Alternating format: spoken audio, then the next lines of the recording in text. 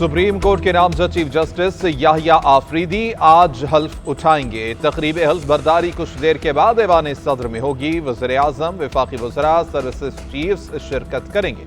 Senior जजेस, parliamentarians और दीगर हुकाम भी शिरकत करेंगे।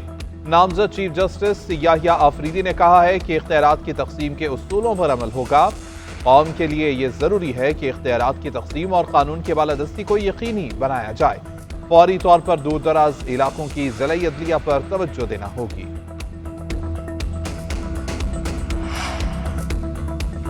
इसराइल के ईरान पर फजाई हमले, तेहरान ने तस्दीक कर दी। इसराइली फौज ने तेहरान, शिराज, अस्फहान और कराच शहर को निशाना बनाया। मुख्तलिफ मकामात पर 7 धमाके।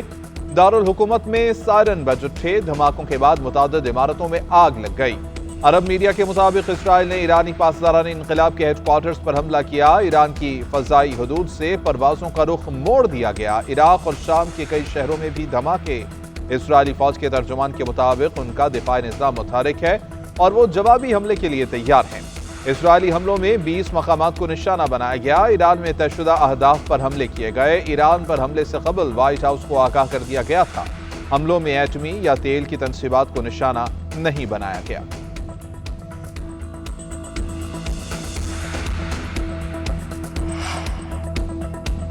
ईरान का इसराइल को भरपूर जवाब देने का ऐलान। ईरानी हुकाम का कहना है कि किसी भी जारहियत का जवाब देने का हक महफूज रखते हैं। इसराइल को मुतनाज़े रद्द अमल का सामना करना पड़ेगा। तस्दीक करते हैं कि ये ड्रोन हमले थे। ईरान पर मिसाइल या जंगी तैयारों से हमले नहीं किए गए। इसराइल ने तेहरान, खुज़िस्तान और ईलाम में फौज के मराकिज़ को निशाना बनाया। हमलों से कुछ मकामात पर महदूद पैमाने पर नुकसान हुआ। जायजा ले रहे हैं। मुल्क के फ़ज़ाई निज़ाम ने कामयाबी से जारहियत को रोका और इसका मुकाबला किया। ईरान की जानिब से खबरदार करने के बावजूद सहूनी फोर्सेस ने हमला किया। ईरान के एयरपोर्ट्स पर सूरत हाल मामूल के मुताबिक है।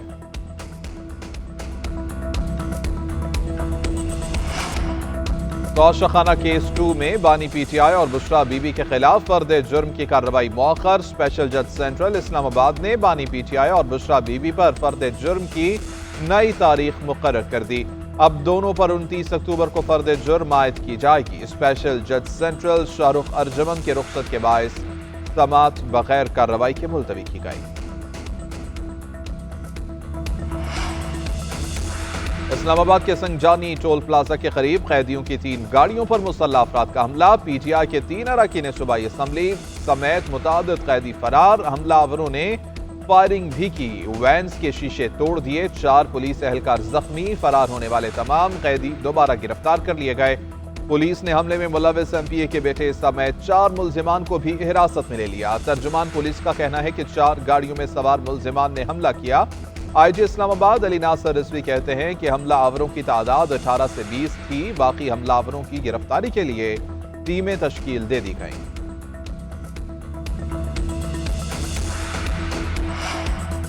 कैदी वैन्स पर हमला मनसूबाबंदी से किया गया। मामले पर सख्त तरीन एक्शन लिया जाएगा। वज़ीर इत्तलात अता तारड़ का 2 टोक ऐलान। कहते हैं कि हमले में 2 पुलिस एहलकार जख्मी हुए।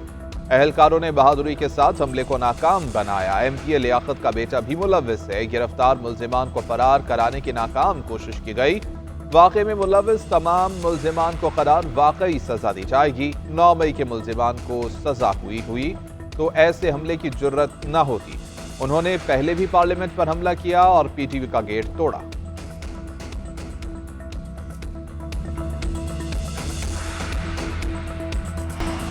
वज़ीर आला बलोचिस्तान सरफराज भुट्टी का एक्शन। जिला पशीन में 65 असातिज़ा मुलाजमत से बरतरफ। नोटिफिकेशन जारी किया गया। महकमा तालीम के मुताबिक अरसा दराज से ड्यूटी पर न आने वाले असातिज़ा घर बैठे तनख्वाहें वसूल कर रहे थे।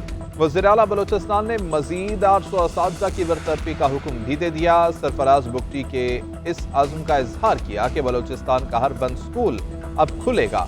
सूबे का हर बच्चा अब स्कूल जाएगा।